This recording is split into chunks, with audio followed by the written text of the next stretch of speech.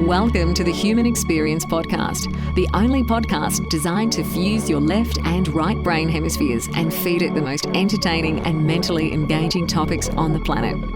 As we approach our ascent, please make sure your frontal, temporal and occipital lobes are in their full upright position. As you take your seat of consciousness, relax your senses and allow us to take you on a journey. We are the Intimate Strangers. Thank you for listening.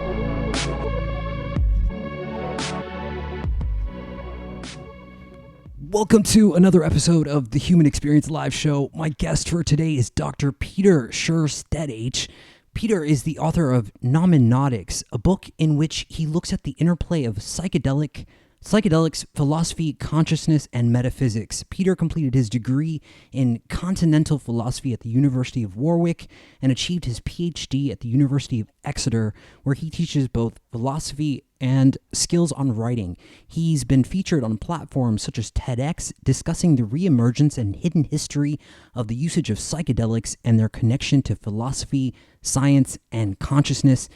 Peter, it's a pleasure to have you on the show. Thank you for making the time. Welcome to HXP. Thank you very much, Xavier. It's a pleasure to be here. I'm looking forward to the chat. So, Peter, let's kick this off by credentialing the conversation a little bit. Tell us about your education and how you got into this work. Okay, well, as a child, I was always known as a sort of little philosopher. So I suppose that's always been part of my character. But I guess, when I was about 17, I wanted to do Eastern philosophy because my father had a book on Jnana Yoga. But at the time in Britain, that didn't exist as a degree. So I did Western philosophy instead. And got heavily into certain German philosophers like Kant and Nietzsche. And then later on in London, I started teaching philosophy in a college there in South Kensington in London. And the college roped me into teaching the philosophy of religion and theology, and that wasn't really my thing at the time. But I thought, okay, why not? And part of that included William James and his great book of 1902 called The Varieties of Religious Experience, wherein he talks about mystical states induced by chemicals such as nitrous oxide and ether. And so I thought, okay, this is interesting stuff, and it was quite alien to me. But then, concurrent to that, I was walking along these fields in Cornwall, and my brother, who was a sort of amateur mycologist, said, "Look, Peter, I think these are matching mushrooms there." So, and there were, quite a few. I mean, 100. Never found it that many again in one place. But anyway, I picked them, dried them, sort of checked out that they were not poisonous or whatever, and tried them, and it sort of changed my world. It just sort of made me realize the power of the human mind. And then when I went to see the philosophic literature, especially philosophy of mind on it, there just wasn't that much. So I thought, relatively speaking, I thought I'd have a stab at it myself, and that's why I wrote noetics, sort of, just sort of combining philosophy and psychedelics in a way. And I'm still sort of involved with that whole project. Yeah, I mean, what does noetics mean? What does that mean exactly? Well, it's a word I made up. So, but what it means to me, it's a combination of the word noumena and the word psychonaut.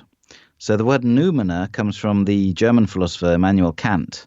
He divided the reality into phenomena, which is the world we see around us in terms of time and space and causality and so on, and noumena, which means the world in itself, the world as it really exists without our human filter, as it were. Mm-hmm. And so it's a combination of that, because it's intimating in the book that you're getting a glimpse of noumena. You're not merely hallucinating, you're sort of getting a glimpse of reality in itself. And at the same time, it's based on the word psychonaut, which comes from another German philosopher called Ernst Jünger. He coined that in 1970.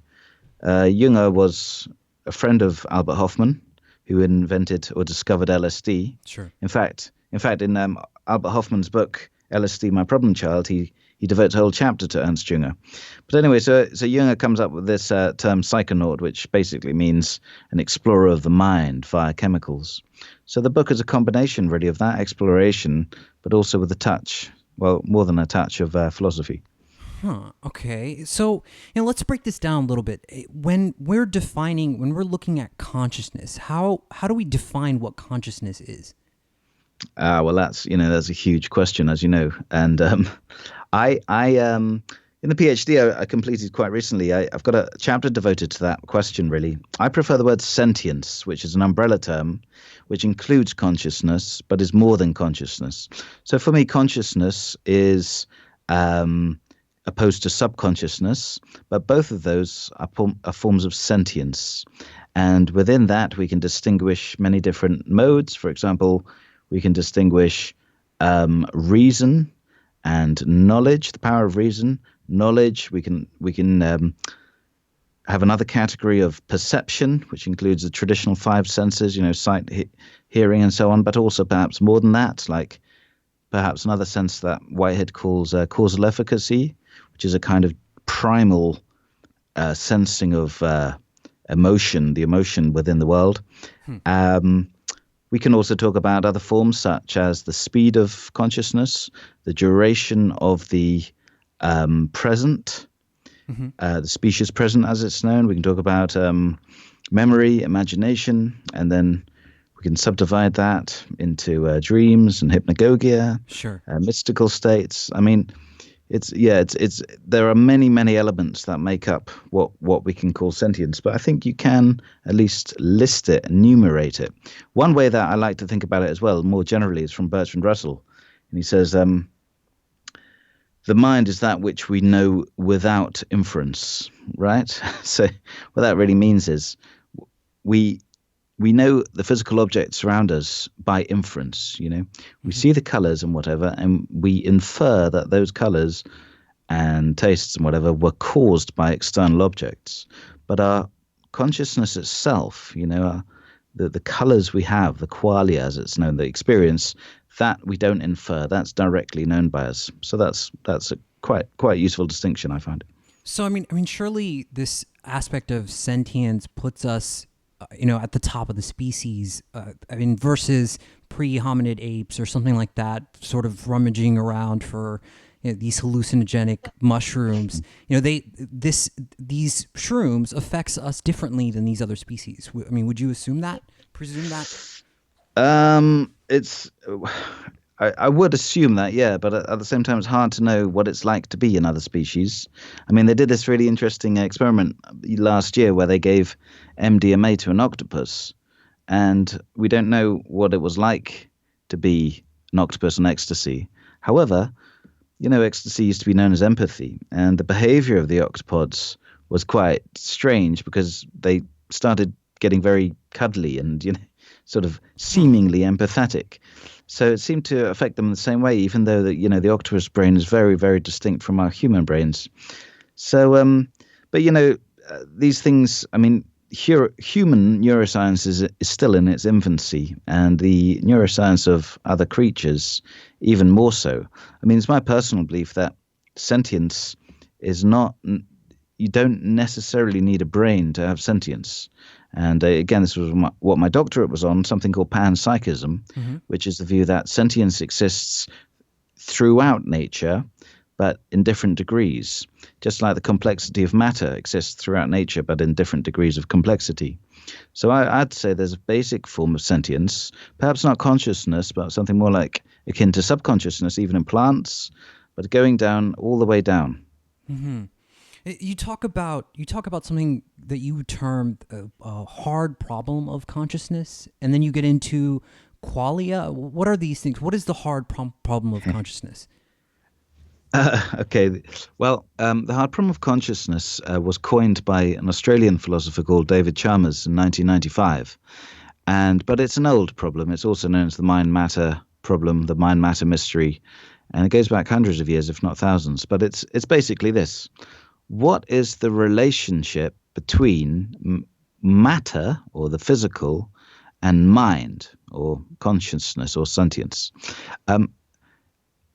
it's a real mystery to philosophers, psychologists, scientists, everybody, because essentially it boils down to this: how can something that moves, in other words, like impulses within the brain or the passing of chemicals, how can something that moves be the same as or cause something that seemingly does not move, such as an emotion of happiness or sadness or something like this? How does emotion cause emotion? Is it that the movements within the brain or whatever it may be are identical to a mental state? That seems very hard to believe. It was believed in the mid-20th century in a theory called psychoneural identity theory.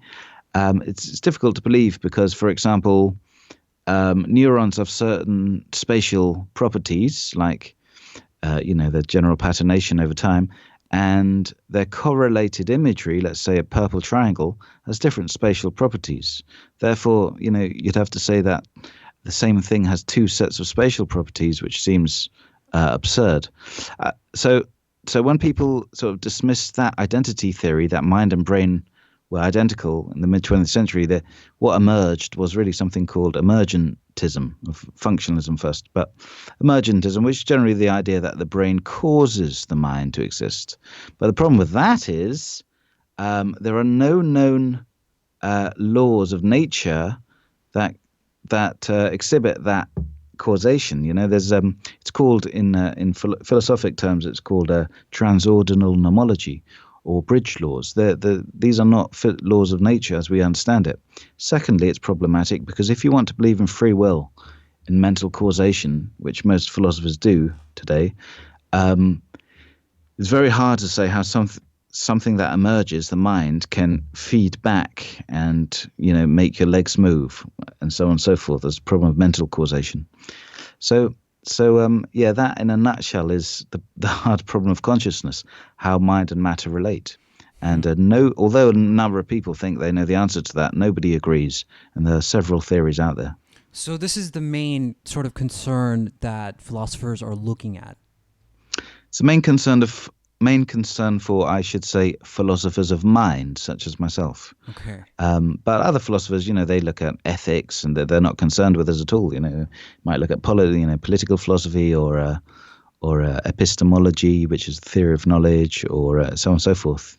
But I think that this is a fundamental mystery to not only philosophers, this hard problem of consciousness, but to scientists as well. I was just reading a book by Carlo Rovelli called The Order of Time, a physicist.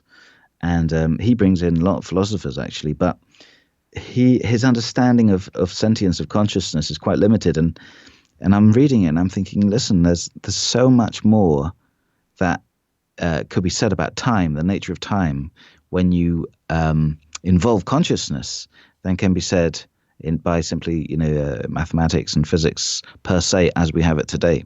So it's my belief that in the future, the philosophy of mind and psychology will be fused with physics. Basically, to create a greater cosmology that explains more of the sort of anomalies and phenomena that we're working on today. Okay. It's interesting. We're building the story here. I mean, you talk about how the brain filters subjectively consciousness, right? So, I mean, how does that work? How is the brain filtering what we experience and see? Well, I suppose that due to evolution, we have senses for certain parts of reality. The sort of basic example would be the electromagnetic scale. So we humans can see, the colors that we see, but that's only a fraction of the electromagnetic scale. Other animals like bees or deer can see ultraviolet. They see, when a bee sees what we see as a plain white flower, they might see a beautiful pattern or whatever, right? And that's just electromagnetism. There are, we can only also hear a fraction of auditory waves, like sound waves. We are blind to gravitational waves, except on the macro scale. We're blind to micro scales as well, the machinations within atoms and so on. We are also blind to the sentience, mostly blind to, I should say, the sentience of other organisms. This is another problem in that philosophy of mind called the problem of other minds. How do I know that you have consciousness? I know that I have consciousness. It seems that I infer that you have consciousness, but I can never be sure. And if I can't be sure about humans, how about other animals? I mean, Descartes, the founder of modern mathematics and modern philosophy, René Descartes, he thought famously that only humans have, minds, and not even his dog had a mind. They were just more like automata, robots. He did make an exception for magpies, strangely, but generally there's this problem that we're blind to the sentience of others. We're blind to most of the physical forces of which our science tells us is out there. So we are very, very, and why are we? Because, well, for example, Henri Bergson, French philosopher, he said, we've only evolved to perceive that which is of practical utility to us, practical use to us. We just, in our evolutionary past, we just have not had the need to see, X-rays and infrared and whatever. Today, of course, we've got technology which can translate those waves into audible waves for us, with X-rays and infrared glasses and so on. But it's quite clear that we are filtering the world according to our needs. And perhaps it's the case that we are simply not equipped to understand reality as it really is. But at the same time, we seem to be making some headway and understanding more and more about what's out there.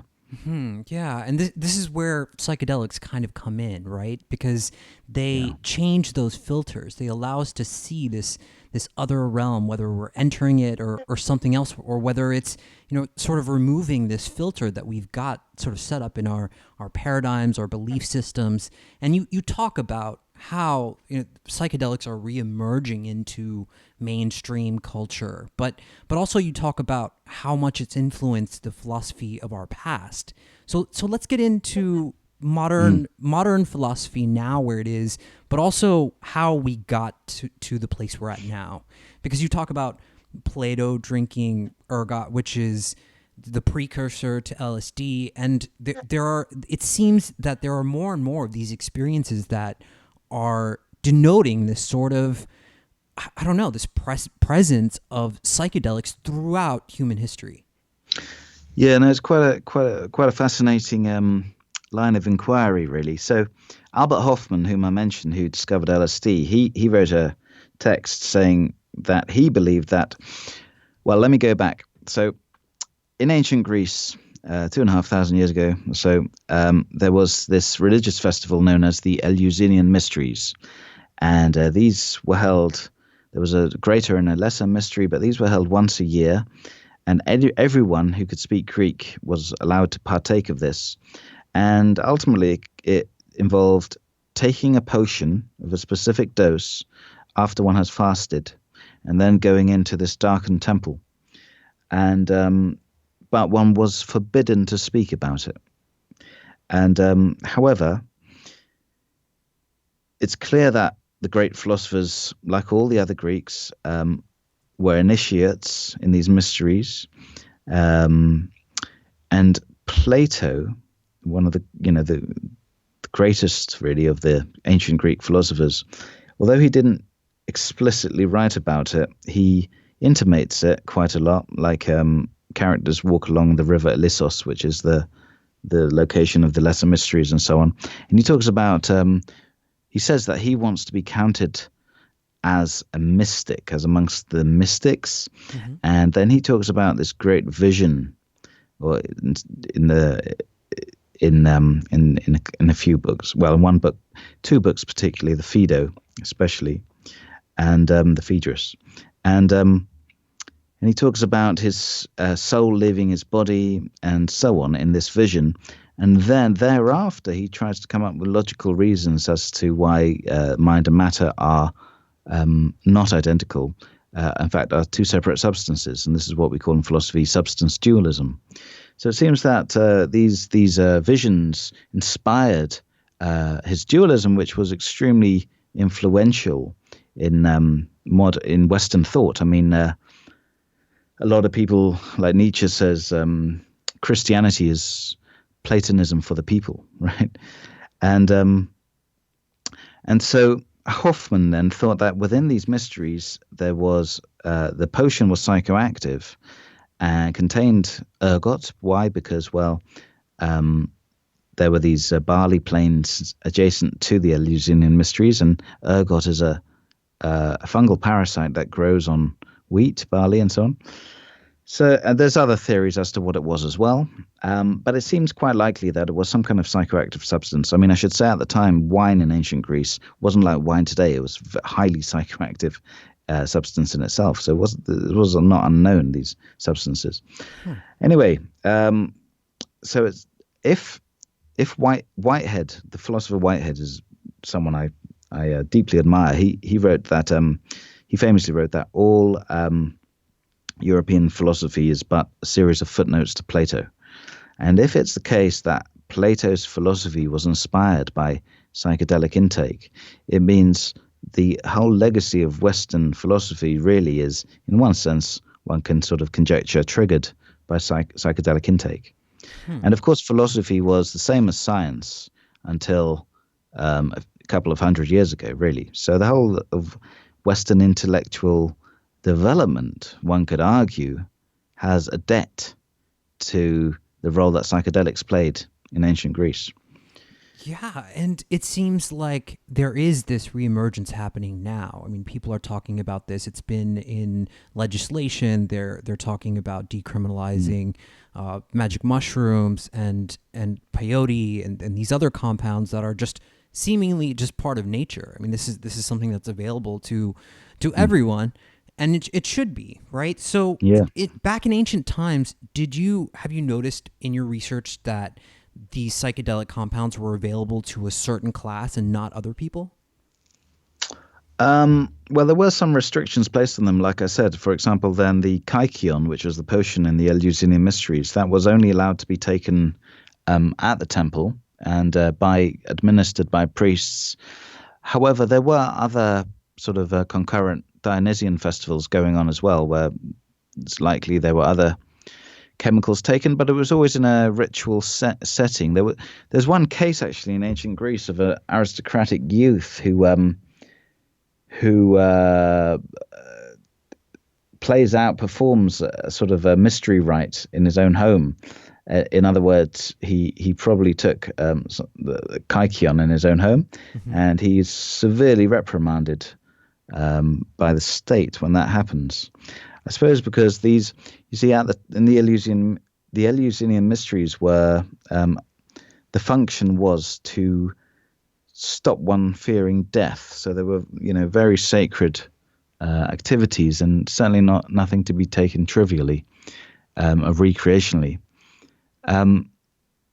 But what happened historically was that those mysteries festivals, or the Eleusinian ones, were closed down by the Christians, or the Romans who had just converted to Christianity. So in the 5th century AD, Emperor Theodosius, who was a Christian, he closed it down. And after that, it seems that Christianity then, as you know, became very dominant, to say the least, in Western culture.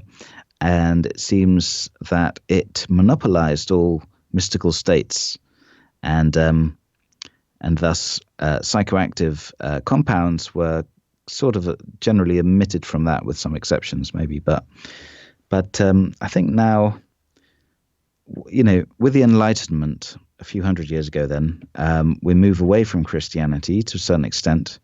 The church certainly hasn't got the power it once had here in Europe, at least, and in sort of Middle South America, it still has more power.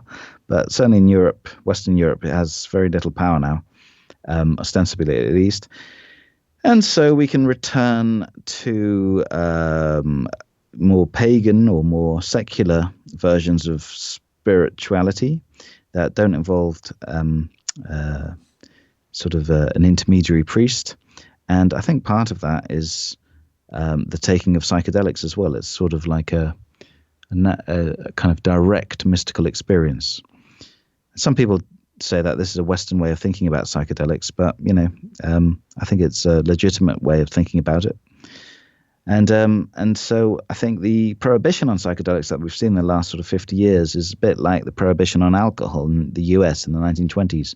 It lasted, 10 years there. Mm-hmm. Prohibition LSD is probably going to last, about, 60 years or so. But we see it closing down now. I think the science is beginning to show that these compounds are relatively harmless. I remember Imperial College did this chart of the harms of drugs, and right at the bottom was psilocybin, the magic mushroom, sure, a compound. And so when the science is there, and when you realize that these psychedelic drugs at least don't cause harm, I mean, they don't, relative to like alcohol or cigarettes or whatever, or heroin perhaps, I think it's very hard. And moreover, when the science is showing that they have therapeutic potential as well. Again, it's Imperial, but also Johns Hopkins. Many universities now are showing this. It's very hard to maintain a line that psychedelics are somehow immoral or should be kept criminal or even taken lightly. I mean, there's just, the science and reason and history is just not on the side of these prohibitionists. So it's nice to see these drugs being decriminalized now, slowly but surely. Yeah, it's really fascinating to me. I mean, you talk about these main figures in philosophy like Sartre taking mescaline. You talk about Carl Jung, Einstein. I mean, and then you connect it to some of the greatest thinking that's ever occurred into psychedelics. I mean, is this something that should surprise us? Should we be surprised that psychedelics are kind of removing this reality filter, so that we can access this sort of mystical higher knowledge? I think it surprises many how some of the greatest thinkers were experimenting with these drugs. I mean, the first scientific psychonaut, as I call him, was the local man, Sir Humphrey Davy, who was a chemical philosopher. We'd call him a chemist today.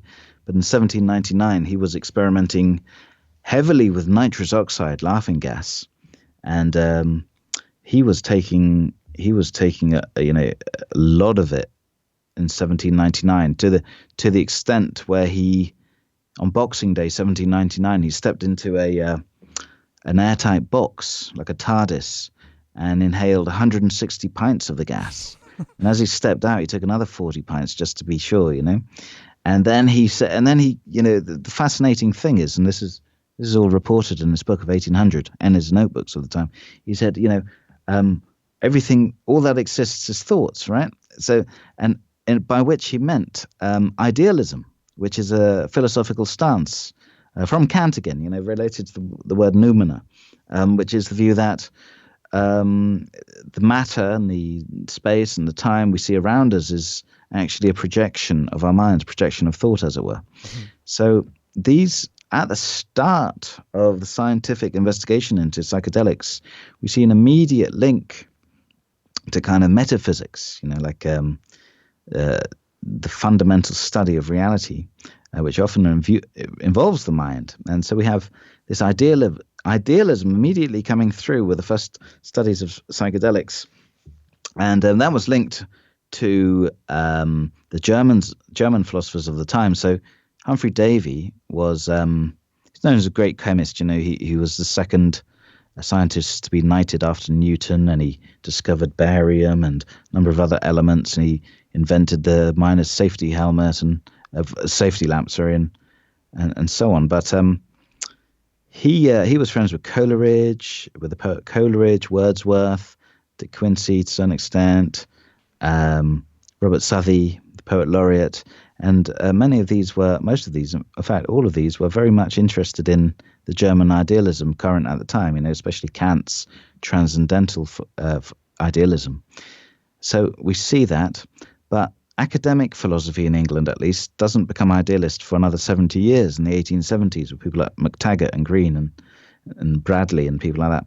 So it seems that the psychedelic is can offer a direct experience of what can later intellectually be understood. But I think there's a good case to bring them back together again. So I think psychedelics are a great tool to augment metaphysics and the philosophy of mind. I mean, how can you really study the philosophy of mind without exploring, the great vast realms of the mind? It just seems like, being a traveler but staying in one state, something like this. Yeah, I mean, but don't you think, haven't we all had those experiences that seem to make sense under some sort of compound, but later, in sobriety, it's like, what was I thinking? I mean, I was out of my mind. I was out of my head. How could I be thinking that? No, well, for sure, psychedelics also induce hallucinations. I mean, I've seen an octopus turn into a town, for example, and I'm not saying that has any veridical value, but that's not to say that it's all hallucinations. So I think the first thing one should keep in mind is that, as we were saying before, the mind is a filter, or perception is a filter of reality, which means that the world we see around us all the time in our prosaic common consciousness, our consensus world, that is, in a way, a hallucination itself. And when we take, psychedelic experiences, there's not one thing, it's so vast in itself. There are so many varieties of psychedelic experience to be mapped, but certain varieties then, I think, might yield a more objective perception upon the world. For example, the distortion of time. There's no reason why our present, like the species present, should be the duration it is. There's no reason that we should perceive time at the same speed or the rhythm that we always do. In fact, again, this physicist Ravelli, I was reading his book because he said that it was his experience of LSD and the distortions of time that it produced that made him wonder, well, what is time? Is our ordinary understanding of time correct? And in his book, he says, no, it's actually our not common intuition of space and time is completely wrong. It's just a very human, all too human vision. So could it be that psychedelics actually break this consensus hallucination and give us greater direct insights into the nature of reality? I think in certain cases, but not all cases, this can happen. Yeah, wasn't it Einstein who said reality is merely an illusion, albeit a persistent one? Yeah, I believe so. Yeah, I believe so. So what's happening in this state where, let's say you're drinking ayahuasca and you're moving through this, I don't know, this hallucinogenic reality space where you're sort of collecting information that wouldn't be available to you unless you were on this compound, on this drug. How is that occurring? Well, the active ingredient in ayahuasca is DMT, dimethyltryptamine. And I recently read and reviewed a book called Alien Information Theory, which concerns how DMT and its relationship to space. So one thing that numerous DMT reports show is this vision of hyperspace. And by hyperspace is meant more than 3 dimensions of space. So could this again be not a mere hallucination, but a veridical perception? Why do I say that? Surely space is only 3-dimensional, right? And time might be the 4th dimension, as Minkowski and Einstein say. Mm-hmm. Well, if you go back into the history of dimensional space, you'll see that Kant, again, first in 1747, in his very first publication, said, the fact that space has 3 dimensions seems completely arbitrary, and its investigation is one of the greatest things that mankind can do. In 1854, a mathematician called Bernard Riemann, he showed that assuming that there are more than 3 dimensions of space does not lead to contradiction and paradox, as people had assumed, but can create very coherent geometries. And Euclid was wrong about the fifth postulate that parallel lines never meet, and then this continued, and Einstein adopted Riemann's mathematics to understand space and time, or space-time as it became known. A guy called Kaluza, he wrote a paper and sent it to Einstein, showing that if we assume a fourth dimension of space, the Einstein's theories of relativity cohere with the theories of electromagnetism, Maxwell's, and Einstein accepted this. And then quantum physics came along, and people didn't think about these extra spatial dimensions directly for a while. But then in the 80s, you had string theory, which said, okay, if we accept that there are 10 dimensions, then we can bring together Einstein's relativity with quantum physics, which famously don't cohere. And then M theory in the 90s said that actually it's 11 dimensions. And people are still working on this. So it's a sort of a hypothesis that hasn't yet been proved, but if it were right, it would explain the coherence.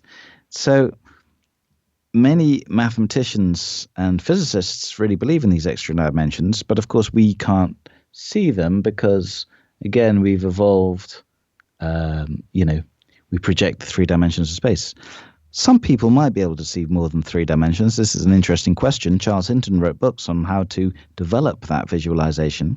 But here's the interesting thing. So with DMT then, and other psychedelics, but DMT especially seems to be that people can suddenly visualize more than 3 dimensions of space. In other words, hyperspace. Could this be then, the interesting question is, could this be a veridical perception rather than a hallucination, considering the fact that physicists generally believe that there are far more than 3 dimensions in reality anyway? Mm. So, that's just one way in which one can see psychedelics as offering more of an insight into direct reality rather than hallucination. Peter, I really enjoy your work because it sort of connects these parallels. I mean, I never would think that these ancient philosophers were using mescaline or any of these things that you've detailed. But, what I want to ask is, do you feel or believe that there could be a type of war on consciousness because of how hidden this is in our society? That's an interesting question. I mean, first of all, I'd say this, that there was a sort of war on consciousness in the 20th century because a lot of people just didn't like it because it did not fit in with established theories. So you had crazy theories in retrospect, like eliminativism, which said that consciousness didn't even exist, or behaviorism, which said consciousness didn't really exist. It was simply like a word like happiness simply referred to smiling or laughing or something like this. All of these theories led to horrible paradoxes, though, and of course are very contrary to common sense. So that war on consciousness was fought, and it seems that consciousness won with the hard problem of consciousness, coined as such in 1995, as I mentioned. Could there be a war on consciousness with regard to psychedelics? Quite possibly, yeah, because I think that psychedelics impede certain conservative ways of thinking. That there must be an order and things must be structured in a traditional way and so on. They sort of allow for very creative thinking, and they also allow for a real objective viewpoint of the ideology in which one lives. The Nobel laureate Octavio Paz wrote about this, actually, in terms of moral ideology. He said, and with regard to Nietzsche, he said, psychedelics destroy this moral ideology. They make it a farce. They make it seem completely absurd. Now, what morality is a completely different question. But if we take it in that sense, then of course there would be many people who want to maintain a certain ideology or a certain morality or a certain political way of thinking, who would see a mass kind of intake of psychedelics as very threatening. And this also, of course, the church, like I said, if the church had a monopoly on spiritualism or metaphysics, and then suddenly people said, you know what, we don't need you, we can go directly to the source, as it were, that would be a threat as well. And then you see a sort of coalition between conservatism and the church, which is basically Catholicism is that already, But I could certainly see a big attack against psychedelic consciousness were it to become too prevalent, as happened in the 60s. I think another factor, though, today is that we are, unlike the 60s, well, no, that's not true. Another factor today is people are pushing the therapeutic medicinal value of psychedelics, and so it's very hard to maintain morality and be against therapy. So it's really hard to predict which way this will go. But at the moment, it's becoming liberalized, obviously. Yeah, I'm really glad that you mentioned the therapeutic aspect of this, because something that I bump into a lot is a person that is in a situation where Western medicine has, all but failed them. They just, there's no direction for them to go. They've tried every antipsychotic medication that there is, and nothing seems to connect or work for them. And so, a story that I encounter quite often now, it's no longer surprising, is someone who is making a push towards going down to Peru and having a session with ayahuasca, and then someone who actually goes there, has this session with a shaman. The shaman seems to lead them through this healing process, and finally it seems like their lives turn a corner. Yeah, no, it doesn't surprise me at all. I mean, even if there's no physiological tracing of that change, it's like it's the mere experience itself, which can be correlated, of course, but psychologically speaking, it's the experience itself. It's just so refreshing in a way. I mean, again, like I say, there are varieties of psychedelic experience, but just to know that the vision of a leaf, for example, can be so extraordinarily beautiful and sublime. And, for many people, even such a simple thing can be, life-changing. To see how powerful aesthetics can be, how much the beautiful can be appreciated, is a life-changing thing. I remember when I first took psilocybin from Liberty Caps,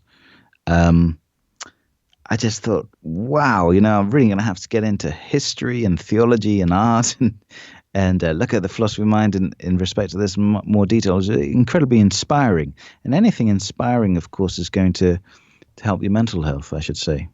There's one danger, though, to only focus on the medicinal value of psychedelics. That is certainly a very positive aspect of them, but it's only one aspect. There are, and this is of course what I'm looking into, like other useful aspects to it as well, valuable aspects like its application to metaphysics, like I say, and philosophy of mind and art and so on and so forth. So I understand why people are pushing this medicinal point of view to make them more acceptable, but we have to remember that this is not their only purpose. They are much more. I often say psychedelics are much more than medicine. Yeah, I mean it's interesting that you have that frame of mind, to come at it in more than just a perspective of medicinal, because it seems like that is where everyone else is. Everyone is talking about how psychedelics can help you in some sort of mental way, but you're saying that there's also a perceptive quality that can change based on our usage of these compounds. Yeah, there is. Like I say, they have very, very strong philosophical value that is to be still to be mined, and not that of course I'm not against the medicinal use of it, but I should just stress that we need a balance, and we need to realize that there's much more. And also I should add as well, in limited cases, psychedelics can actually cause psychological damage. not physically, not physiologically, but mentally. I mean, I have met some people who have been scarred by their sort of hell-like gothic experiences, which I've also had, but they didn't affect me. I thought they were just kind of cool, you know.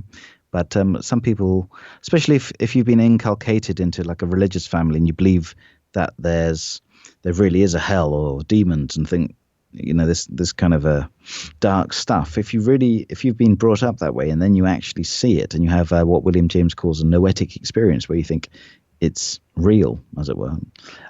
This, of course, can cause a lot of psychological damage, but I should stress that is rare.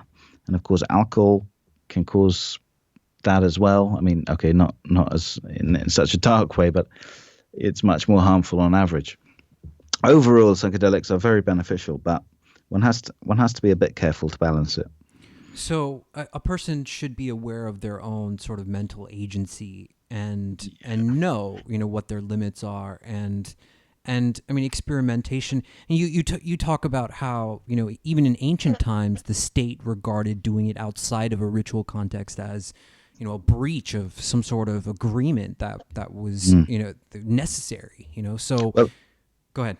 yeah, no, I mean they are very powerful tools. You know, they should be handled with respect and not fear, but I should say respect. They're not party drugs. You know, like cocaine. Psychedelics are, you know, imagine if, I mean, sometimes I say it like this: imagine if someone offered you a pill and said, "Listen, if you take this pill, you'll have a mystical experience like the great mystics of past ages." You know, you wouldn't take that when you are, you know. You shouldn't take that really, at least when you're going to a party or traveling on a bus or something like this. You know, I think one should treat it with a lot of respect, because of their power, and the unexpected phenomena that can occur when taking them. So I always caution respect, not fear, but respect for these compounds. Yeah, no doubt. I mean, it seems like it would be necessary to have a ritualized, you know, context to using these compounds and a reverence. Yeah, I certainly think a ritualized context sorry, is advisable for probably most people. However, there's also, I mean, to balance that, even there's a lot of people say that, you know, taken in darkness by oneself after, you know, not the first time obviously, but, you know, one is accustomed to them, that is the greatest experience. You need complete kind of stoppage of all external perception so that you can focus, you know, on the inner workings, as it were. I mean, I always think that psychedelics with eyes closed is much more sublime and epic than psychedelics with eyes open. You know, with eyes open, you can see, you know, plants, you know, sort of waving about and walls fluctuating and so on and so forth. But eyes closed, I mean, wow, the things that can come to you with eyes closed alone, in other words, without interference from the outside, as it were, can be so phenomenal. I mean, I've experienced sort of traveling through galaxies, seeing the most amazing crystalline sort of giant spaceships which somehow seemed sentient, traveling through these strange glass escalators in an alien world and seeing multicolored vortexes. I mean, it's just a lot of people. I say this because a number of people who have never tried psychedelics think it's just sort of pretty kaleidoscopic colors, you know, as you see in certain 60s films. But it's so much more than that, you know. It's sometimes I see. I remember one phase, as it were, of a session where I just saw, every now and again, suddenly saw like a pang of the most beautiful form, you know, object. One of them was even a robot, strangely, you know. But it was just the most perfect shape, and just also, I mean, the emotions and feelings that can accompany that. You know, you can have feelings that you've never had before, that you can't really describe as feelings. You get this fusion of a perception and a conception at the same time. Like I said, possibly seeing space angled to a right angle to the three dimensions we already know, seemingly communicating with other beings that are not of this world. I mean, all of these things happen, but I think happen much more easily with eyes closed. So there's a little kind of advert for doing it alone, as it were. Okay, fair enough. I mean, Peter, I wanted to ask you what your concept of God was. I mean, when we talk about these connotations of these unperceivable realities, like that can only be accessed through these compounds, what is your perception of God, and how has that changed after the usage of these compounds? Yeah, well, I'm still in conflict about that guy, actually, because so I'm half Swedish, half British, and both of those countries are very secular, really, even though we've got the Church of England here. Very secular countries, and I was sort of de facto brought up as an atheist. I was never told that atheism is true. It's just that, obviously the church is wrong. And then to add to that, I started reading Nietzsche as a teenager, and Nietzsche famously said, God is dead. And he goes beyond atheism and says, actually, not only is it absurd, it's actually a real danger to the human race, Christianity and its morality. And I've got that sort of embedded within my psyche now, this sort of Nietzscheanism. At the same time, I, like I said, I'm a big reader of Alfred North Whitehead, who died in 1947, and he had a sort of new conception of God, which instigated something known as process theology, which is started off in California, really, in Claremont, where I was a few months ago. And his form of God is not really the Christian form, although process theology sort of made it Christian again. It's a kind of pantheistic God in a way. And I'm more sympathetic to that. Or I'm more sympathetic to Spinoza's God. Spinoza said nature is God. So if you're going to call God nature, fair enough. But the real question is, I think, could there be an overall, a sort of overarching sentience, which is the universe, or which transcends the universe? Mm-hmm. I mean, certainly certain psychedelic experiences tend to push one in that direction. You can call it the Godhead, you can call it the Absolute. There's many names for it, and I haven't quite had a full-on experience of that, but so quite close. But the problem with the word God is it's got all these connotations, hasn't it, to the religions and whatever, sure. All of which I think are quite wrong. Although I'm not sure about that, of course. But in my experience, at least, they haven't shown any real strong reasons for believing in them.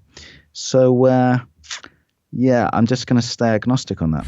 Okay, understood. I mean, it's interesting to me, this idea and pursuing it. I mean, it's almost as if that there's this pursuit. You're pushing the edge of madness to get this idea, glimpse of divinity, taste the divine, to I don't know, to have this direct mystical experience of God, or what you think may be God. I want to get into, we're about to close up here, but I want to talk about synchronicity and Carl Jung and his and he coined the word. Yeah. What is your understanding of synchronicity, and what did Carl mean when he talked about that?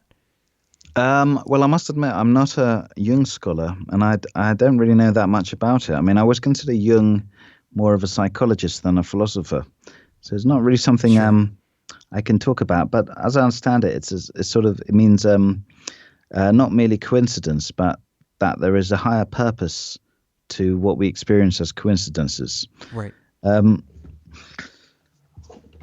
going to stay agnostic on that. I can't claim that I know much about Jung, know enough about Jung at least to be able to pronounce anything on that. I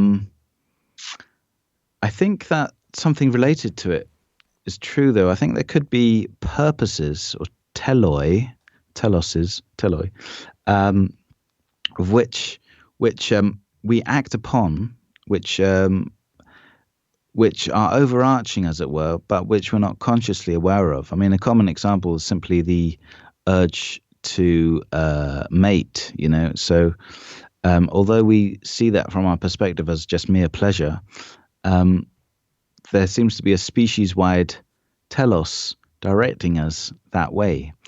And then the question is, could there be even higher purposes that direct us, which we try to understand just in an individualistic sense, but actually which exist on a higher level? I mean, we're going up to levels of God again now. I think there's possibilities for that, but at the same time, I'm Kantian to the extent that I think that we are like insects trying to work out a game of chess. We can see the pieces, and we can see them move, but we've got no idea that they're a game. We've got no idea about the moves, the rules, and the techniques that can be had, and the glory of victory and things like this. So I think such things like synchronicity and higher teleology and so on and so forth, we humans, as of yet, we're just not yet equipped to judge one way or the other. Although, of course, we can speculate. And, of course, we can hope that we will evolve, into greater beings in the future, which perhaps then have greater cognitions. Mm-hmm. This is part of what in philosophy we call transhumanism. Sure. And posthumanism, the hope for greater minds to understand, the greater universe. Yeah, the way that I've looked at it as is that, there's this sort of peephole of consciousness and this door of perception, and psychedelics seem to, lift that veil, as it were, just for a brief enough period where you're seeing behind the door for a little while. Yeah. And but then, coming back to sort of quote unquote reality, coming back to the state, it's hard to retain that information. It's hard to bring it back. Yeah. It's hard to believe some of it as well. But you have to remember that, again, William James said that under the one of the four main marks of the mystical state was what he calls the noetic quality, which is the belief that what you are experiencing at the time is real, it's veridical, it relates to an objective existence, which is not mind dependent, not dependent on your own mind. And when you get out of that state, you lose that noetic quality, and then you judge things according to your own epistemology, theory of knowledge, right? So then you start thinking, well, that can't be true because, God is not real or something like this. In other words, you're using your culture's beliefs and your own personal limited understanding, and perhaps also your character, like your pessimistic or optimistic character to judge things. And it seems that there's no real pure neutral state by which one can judge things, really. I think one thing one should always be aware of, though, is how our human knowledge and science is continuously changing, continuously getting closer and closer, it seems, although there could be paradigm shifts, of course, blah, blah. But, to think that our present state of knowledge is complete, is final, mm-hmm. is absurd, of course. And this is, in philosophy, this is known as pessimistic induction. The fact that in the past we've always been wrong sort of should give us a warning that today what we think is right is actually probably completely wrong as well. And when you look at the latest findings in science, much of this appears as more magical than any magic of the 19th century, mm-hmm. but it turns out to be quite valid. And a lot of the sort of hardcore beliefs of the past are just today's shadows of ignorance. So that's why I like Whitehead in a way. He's a speculative metaphysician, and he says we can explain these things if we assume this, that, and the other, although that's quite radical. But we have to understand that whatever the truth is going to be very, very radical. I mean, the hard problem of consciousness, whatever the solution to that is, it's going to be extreme. It's going to be something that no one today would probably believe, or very few people would believe. Sure. And so, with that in mind, one can start taking the experiences of psychedelics a little more seriously, at least in their creative aspects, and the fact that they can lead to creative thought and further speculations, and in the fact that they can make one connect concepts that are usually completely distinct. So in that creative aspect alone, they are valuable tools for the progress of mankind. Absolutely. I love that. Love that to wrap this up with, Peter. Thank you so much for your time, man. Where can people find your work? Well, I've got a website called philosopher.eu. My Twitter handle is Peter Sjöstedt-H. I've got a big philosophy Facebook group called Ontologistics. That's also a YouTube channel. If you want to find me in real life, I'm a research fellow at Exeter University. And at Exeter University, you might be interested to hear, I'm actually, me and some others are organizing a philosophy of psychedelics conference in April 2020. It should be, I think it's the first ever conference on the philosophy of psychedelics. And it's gonna be epic. It's gonna be great, and we're planning it now. So spread the word. Yeah, man, it sounds great. And the book is called Noetic. My guest, Dr. Peter Sjöstedt-H. Had some trouble with the name. Finally got it. Peter, thank you so much for your time. Guys, we're going to get out of here. We will be back next week for another live broadcast for you guys.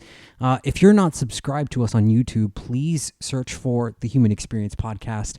Make sure you subscribe to us. Click the bell so you get notified when we go live. If you're listening to this on the podcast version, go over to iTunes, leave us a review, positive or negative, whatever you think about the show. It helps us stay relevant. One of the common themes that I'm getting from many of you that find the show is that you wonder where we've been and how you didn't discover us earlier. So we would really appreciate that. Thank you guys so much for listening. We're going to see you next week.